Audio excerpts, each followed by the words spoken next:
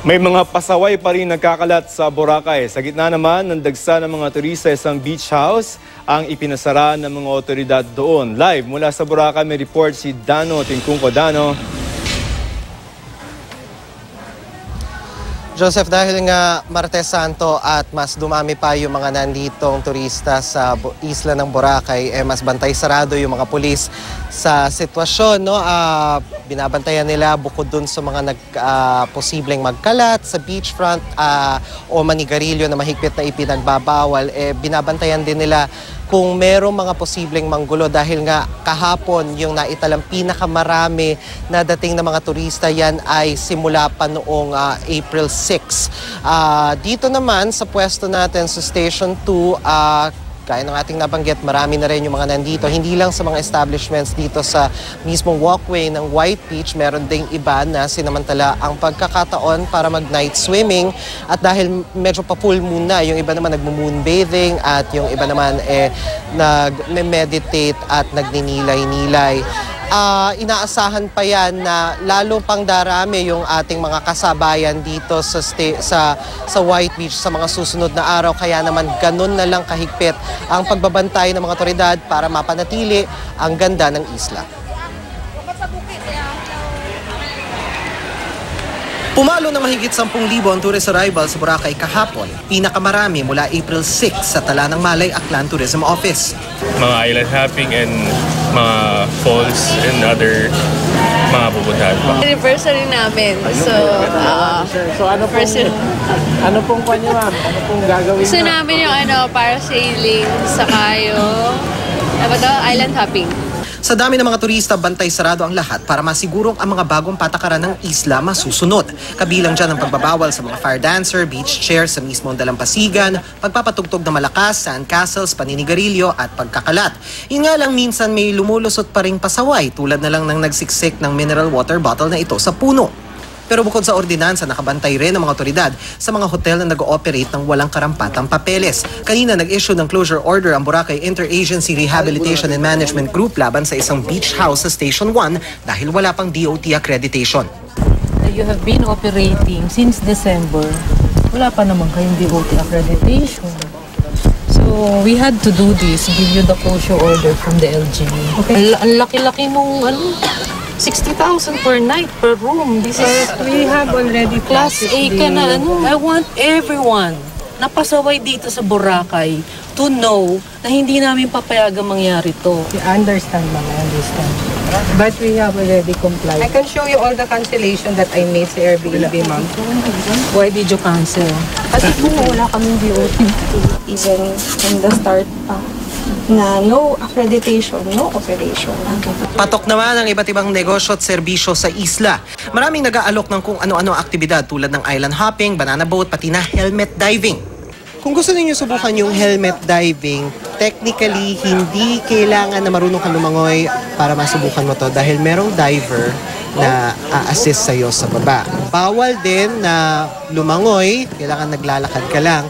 And pagdating sa pressure sa ilalim ng tubig dahil nasa 5 meters ito or humigit kumulang 15 feet, kung sanay ka nang mag-equalize ng tenga sa eroplano kapag ito ay naka-take off or pababa na, masasanay ka sa helmet.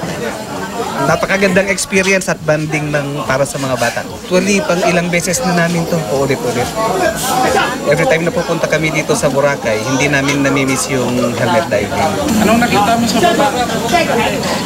Si Nemo!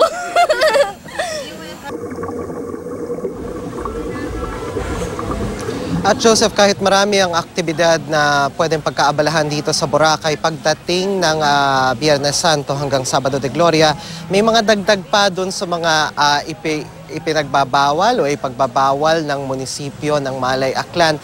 At isa riyan yung pagpapatugtog simula alas 6 yan ng Biyernes Santo hanggang alas 6 ng gabi ng Sabado de Gloria. Hinihikayat ng mga otoridad ang mga nandito o yung mga turista na nandito pa rin by that time na magnilay-nilay at magsimba at sumali dun sa kanilang traditional na taunang Via Crucis na isasagawa dito mismo sa White Beach. Joseph? O Dano, sabi nila dyan, magnilay-nilay daw, ha?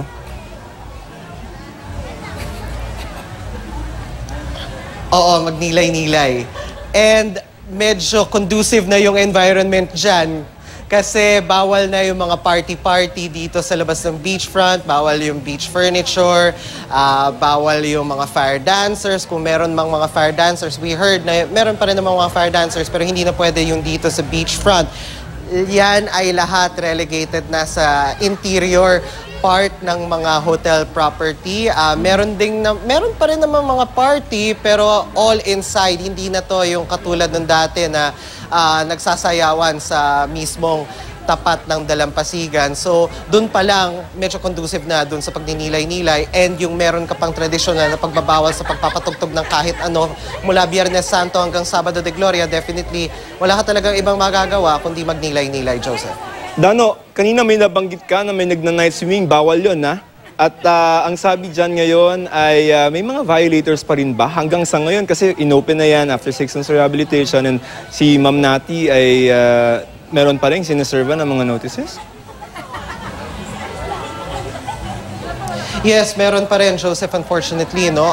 Dun sa information, no, parang meron pang mga give or take 300 na mga hotels na meron sinerva nila ng notice to vacate because of different violations. Yung kanilang pinuntahan kanina para mag-serve ng closure order ay isa lang daw yon sa maraming mga violator na kanilang pinoproseso. Yung specific na case nun, nag-operate sila, basically they were almost there. Pero according to Ma'am Nati and the Rehabilitation and Management Group ng Boracay Interagency, kulang sila ng DOT accreditation so they had to be closed. Basically, ang sinasabi din, no, hindi pa talaga full blast yung, when it comes to business as usual dahil marami pang mga bagay na kailangang i-resolve, marami pang bagay na kailangang ayusin, lalo na pagdating dun sa issue ng violators. Hindi lang dun sa mga turista na pasimpleng nagkakalat o pasimpleng naninigarilyo dito, kundi pati na rin doon sa ibang mga establishments dahil marami pa rin silang kailangan ayusin pagdating sa easement, clearing, and mismong construction kagaya ng ating naipunto kagabi. Cardano, ang mga tanong dyan ay meron pa bang mga hotels dun sa mga kababayan natin na medyo nagpaplano pa rin lang kahit medyo late na, baka mahirapan sila sa booking sa aeroplano, pero kung halimbawa may chance sila, meron pa bang mga hotels dyan? And while you're at it, baka pwede mo bigyan ng sitwasyon ngayon dyan kasi parang marami ng tao dyan sa likod mo ngayon. Yes, Joseph, definitely maraming tao sa aking likuran, sa aking harapan, sa aking gilid, and that is because if we base it dun sa statistics ng Malay Aklan Tourism Office, kahapon yung pinakamarami na tourist arrivals. That is if you date it as far back as April 6. Kasi April 6 nasa 10,000 yon, medyo bumaba the following days pero biglang nag-peak kahapon and they're expecting na over the next few days mas marami pa yan. Now as far as the hotel bookings are concerned, tapatan na. If you already have a booking, better keep it kasi maraming mga hotel and resort ngayon ang nagre-report sa tourism office na fully booked na sila. And marami din sa mga turista dito kasi come and go. So may mga nakausap tayo from the other day na kanina umalis, tapos may bagong pumalit na dumating, pero 2 araw lang sila.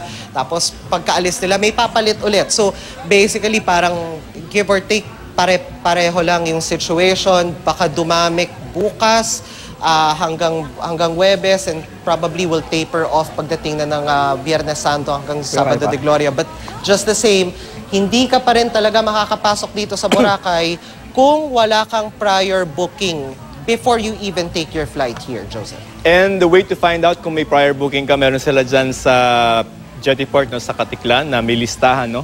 And kung halimbawa na biglang nag-book ka tapos hindi pala sinabi sa'yo ng hotel na hindi sila accredited, what's going to happen to you? What can you do? Sa ganung punto, Joseph, kasi ang tinitingnan nila doon sa at least what we've observed doon sa Jettyport is they check muna kung meron kang accommodation. Then you go to the verification counter. i-check nila if number one, the booking is legit, and number two, if the hotel is legit in the sense na meron silang accreditation, if they're allowed to operate, meron na silang mga karampatang permit. Ang nabanggit sa atin ni Ma'am Nati kanina, if you are in a situation na yung hotel na pinagbukan mo ay hindi pala accredited or they haven't been very honest with you dun sa kanilang status, you can ask for a refund, you can demand for a refund, and you can try booking in another hotel. But as far as pwede rin namang sumangguni sa kanila so they can give you ideas kung saan ka pwedeng mag-book ng ibang hotel, at least yung meron ng accommodation, accreditation rather, para hindi ka na magka-problema in the future, Joseph. At saka pala, yung DOT website, Facebook page, meron din sila ng listahan ng mga accredited hotels. Maraming salamat. Ingat kayo dyan. Dano Tingkungko.